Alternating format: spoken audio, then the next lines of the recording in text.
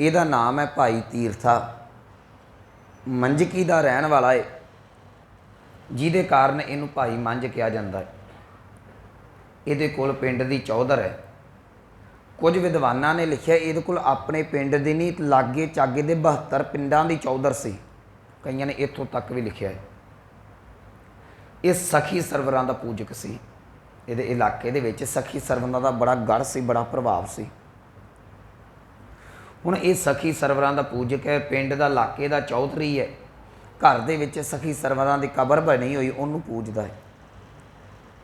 ये किते घूमदा घुमाउंदा गुरु अर्जुन साहब महाराज जी के चरणों के विच आ जाता है। सतगुरां दे घर चों अमृत बाणी के बोल कन्नां च पैंदे ने, गुरु घर वाल खिंचिया जाता है। गुरु अर्जुन साहब जी के चरणों च हाजिर होया, कहन लगा पातशाह मेरी झोली दे विच सिक्खी की दात पा दिओ। सतगुरु कहन लगे पुत्र सिक्खी दे उत्ते सिक्खी नहीं टिकदी। सतगुरु की भाव? कहन लगे तू सखी सरवरां दा सिख है, जिन्ना चिर अंदरों मड़ियां मसाना नहीं कढ़ेगा गुरु नानक की सिक्खी तेरी झोली च नहीं पै सकती। एक चीज़ वस्तु कढ़नी पवेगी ना, वस्तु अंदर वस्त समावे तूजी होवे पास।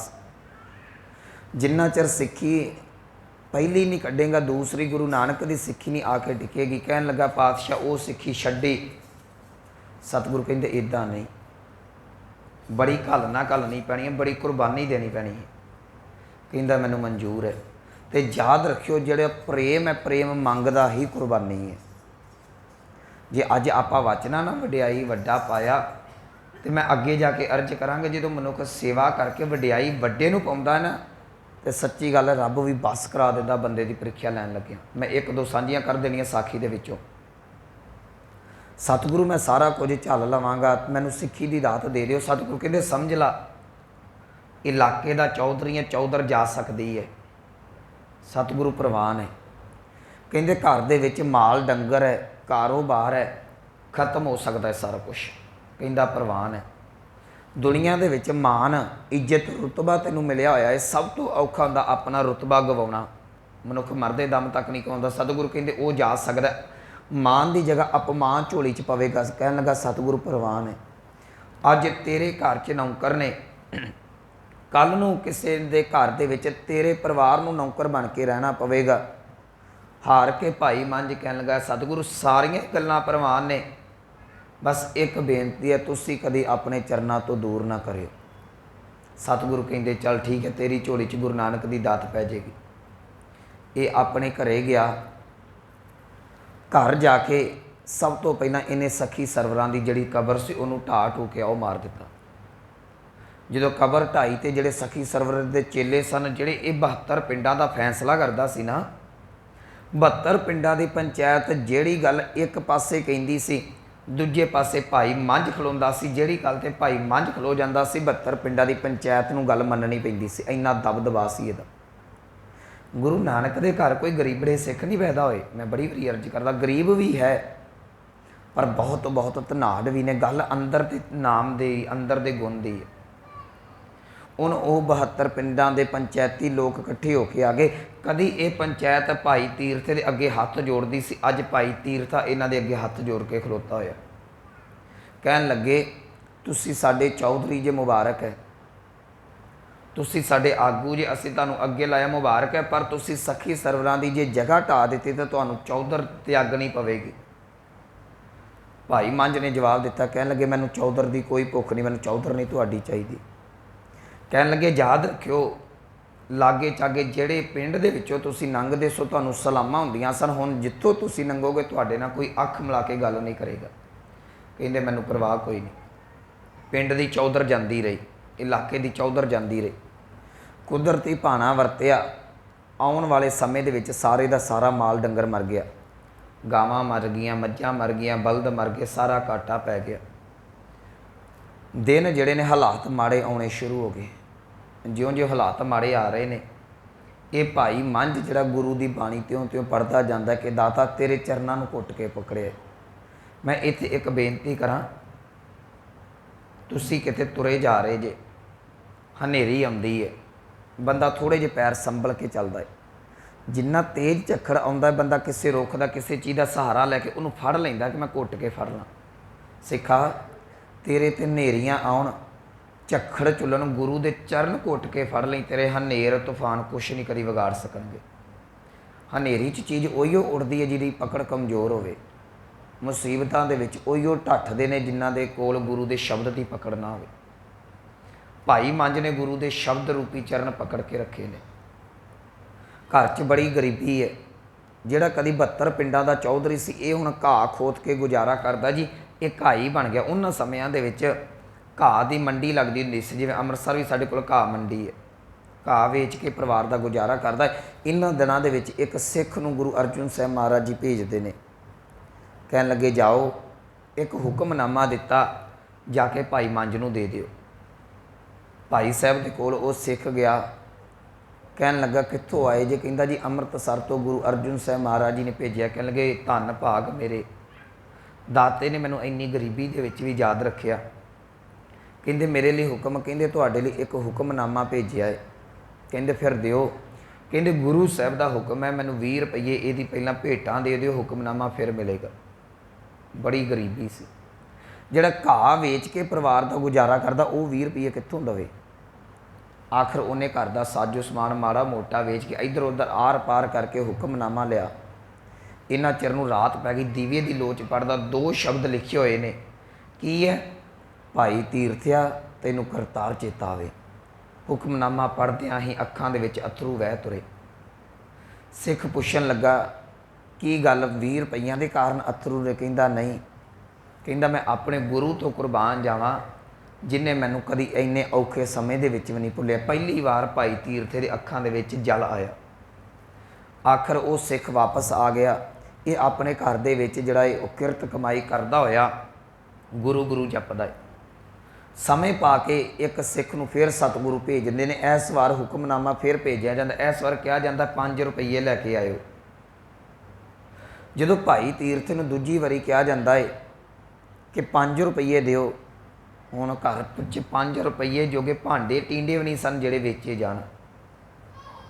ਆਖਰ ਇਹਦੀ ਘਰ ਦੇ ਵਿੱਚ ਜਵਾਨ ਬੱਚੀ ਹੈ, ਇਹਦੀ ਪਤਨੀ ਹੈ। ਜਿਹੜੀ ਬੱਚੀ ਨੇ ਕਦੀ ਪੈਰਾਂ ਨੂੰ ਜ਼ਮੀਨ 'ਤੇ ਨਹੀਂ ਸੀ ਟੱਚ ਹੋਣ ਦਿੱਤਾ। ਕਦੀ ਬੜੇ ਕੀਮਤੀ ਜੋੜੇ ਪਾਉਂਦੀ ਹੁੰਦੀ ਸੀ, ਬੜੇ ਵਧੀਆ ਬਿਸਤਰ 'ਤੇ ਸੌਂਦੀ ਹੁੰਦੀ ਸੀ, ਬੜੇ ਲਾਡਾਂ ਨਾਲ ਪਾਲੀ ਸੀ।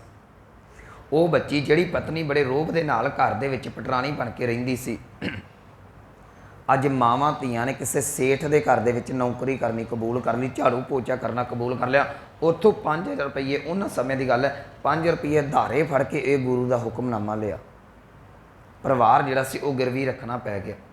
ਉੱਥੇ 2 ਸ਼ਬਦ ਲਿਖੇ ਹੋਏ ਸਨ ਕਿ ਭਾਈ ਤੀਰਥਿਆ ਗੁਰੂ ਕੇ ਲੰਗਰਾਂ ਦੇ ਵਿੱਚ ਤੇਰੀ ਲੋੜ ਪੈ ਗਈ ਹੈ, ਤੂੰ ਜਿਵੇਂ ਕਿਵੇਂ ਹੋ ਅੰਮ੍ਰਿਤਸਰ ਦੀ ਧਰਤੀ 'ਤੇ ਪਹੁੰਚ। ਇਹ ਪਰਿਵਾਰ ਨੂੰ ਮਗਰ ਛੱਡ ਕੇ, ਜ਼ਿੰਮੇਵਾਰੀ ਪਤਨੀ ਦੇ ਸਿਰ 'ਤੇ ਛੱਡ ਕੇ ਗੁਰੂ ਸਾਹਿਬ ਦੇ ਚਰਨਾਂ 'ਚ ਆ ਗਏ। ਇੱਥੇ ਆਣ ਕੇ ਇਹਦੀ ਡਿਊਟੀ ਲੱਗੀ। ਇਹ ਗੁਰੂ ਘਰ ਦੇ ਵਾਸਤੇ ਬਾਲਣ ਦੇ ਲਈ ਲੱਕੜਾਂ ਲੈ ਕੇ ਆਉਂਦਾ ਇਕੱਠੀਆਂ ਕਰਕੇ। ਸਤਿਗੁਰਾਂ ਨੇ ਕੋਈ ਬਹੁਤਾ ਧਿਆਨ ਨਹੀਂ ਦਿੱਤਾ ਇਹਦੇ ਵੱਲ, ਕੋਈ ਆਓ ਭਗਤ ਨਹੀਂ ਕੀਤੀ। ਕਹਿੰਦੇ ਆਇਆ ਤੇ ਇਹਨੂੰ ਕਹੋ ਸੇਵਾ 'ਤੇ ਲੱਗ ਜੇ। ਪ੍ਰੀਖਿਆ ਸੀ ਨਾ, ਸੇਵਾ 'ਤੇ ਲੱਗ ਗਿਆ।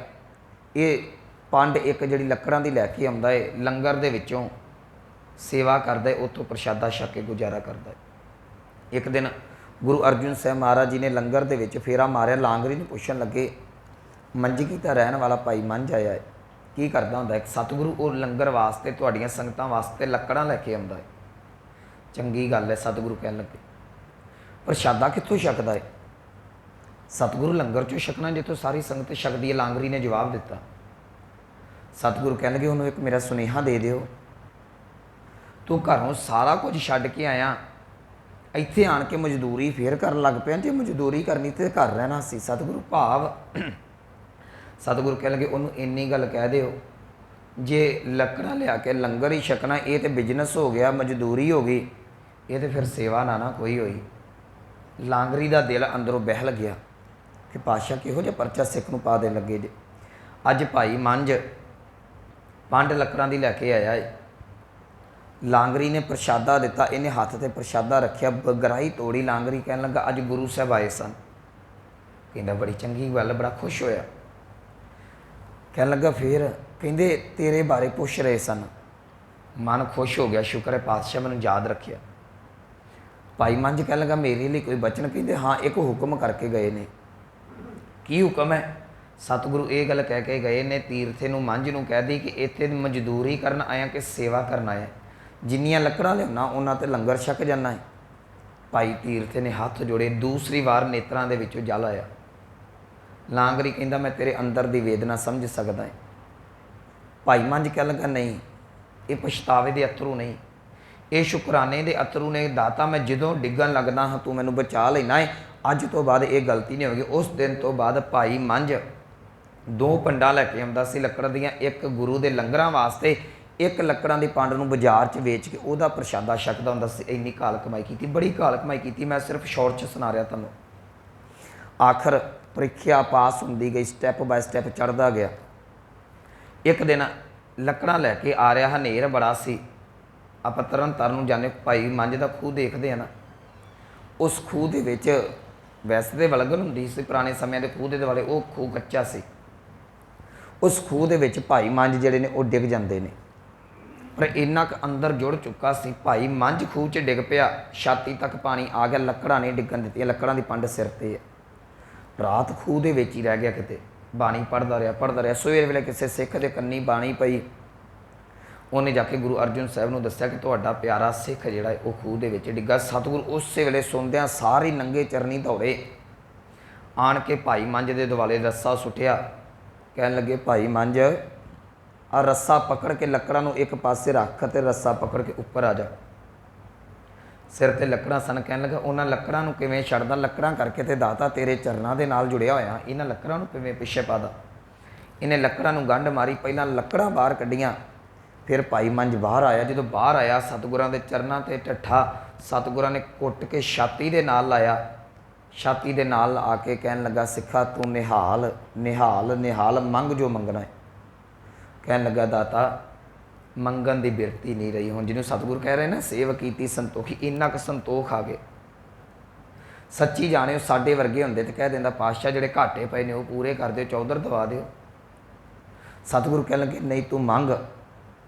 ਸਤਿਗੁਰੂ ਕਿਸੇ ਚੀਜ਼ ਦੀ ਲੋੜ ਨਹੀਂ। ਸਤਿਗੁਰੂ ਕਹਿੰਦੇ ਨਹੀਂ ਤੂੰ ਇੰਨੀ ਕੁ ਘਾਲ ਕਮਾਈ ਕੀਤੀ, ਅੱਜ ਗੁਰੂ ਨਾਨਕ ਦਾ ਖਜ਼ਾਨਾ ਖੁੱਲ੍ਹਾ ਹੈ ਤੇਰੇ ਵਾਸਤੇ। ਕੁਰਬਾਨ ਜਾਓ ਗੁਰਮੁਖੋ ਭਾਈ ਮੰਝ ਤੋਂ, ਜੇ ਮੰਗਿਆ ਤੇ ਸਾਡੇ ਵਾਸਤੇ ਮੰਗਿਆ। ਕੀ ਮੰਗਿਆ? ਕਹਿਣ ਲੱਗਾ ਦਾਤਾ ਕਲਯੁਗ ਦਾ ਸਮਾਂ ਹੈ, ਇੰਨੀ ਪ੍ਰੀਖਿਆ ਨਾ ਪਾਇਆ ਕਰ, ਤੇਰੇ ਸਿੱਖ ਕਈ ਵੇਲੇ ਪਤਾ ਨਹੀਂ ਕਿੱਥੇ ਤਿਲਕ ਜਾਂਦੇ ਨੇ। ਸਤਿਗੁਰਾਂ ਨੇ ਘੁੱਟ ਕੇ ਛਾਤੀ ਦੇ ਨਾਲ ਲਾਇਆ। ਅੱਜ ਤੀਸਰੀ ਵਾਰ ਭਾਈ ਮੰਝ ਦੇ ਅੱਖਾਂ ਦੇ ਵਿੱਚ ਜਲ ਆਇਆ। ਸਤਿਗੁਰਾਂ ਨੇ ਫਿਰ ਉੱਥੇ ਬਚਨ ਵਰਤੇ, ਕਹਿਣ ਲੱਗੇ ਮੰਝ ਪਿਆਰਾ ਗੁਰੂ ਕੋ, ਗੁਰ ਮੰਝ ਪਿਆਰਾ, ਮੰਝ ਗੁਰੂ ਕਾ ਬੋਇਥਾ ਜਗ ਲੰਘਨ ਹਾਰਾ। ਕਹਿੰਦੇ ਜਿਵੇਂ ਇੱਕ ਤੂਫਾਨਾਂ ਦੇ ਵਿੱਚ ਜਹਾਜ਼ ਮਨੁੱਖ ਨੂੰ ਸਮੁੰਦਰ ਤੋਂ ਸਹਿਜੇ ਹੀ ਪਾਰ ਕਰਾ ਦਿੰਦਾ, ਇਹ ਭਵਜਲ ਤੋਂ ਇਕੱਲਾ ਸਿੱਖ ਪਾਰ ਨਹੀਂ ਹੋਵੇਗਾ। ਜਿਹੜਾ ਭਾਈ ਮੰਝ ਦੀ ਸਾਖੀ ਸੁਣੇਗਾ, ਭਾਵਨਾ ਦੇ ਨਾਲ ਭਾਈ ਮੰਝ ਦੇ ਚਰਨਾਂ 'ਚ ਜੁੜੇਗਾ, ਭਾਈ ਮੰਝ ਦੇ ਨਾਲ ਜੁੜਿਆ ਹੋਇਆ ਸਿੱਖ ਦਾ ਵੀ ਭਵ ਸਾਗਰ ਤੋਂ ਪਾਰ ਉਤਾਰਾ ਹੋ ਜਾਏਗਾ। ਆਹ ਜੀਵਨ ਸੇਵਾ ਦੇ ਵਿੱਚੋਂ ਨਿਕਲਦਾ ਹੈ, ਆਹ ਜੀਵਨ ਸਿਮਰਨ ਦੇ ਵਿੱਚੋਂ ਨਿਕਲਦਾ ਹੈ।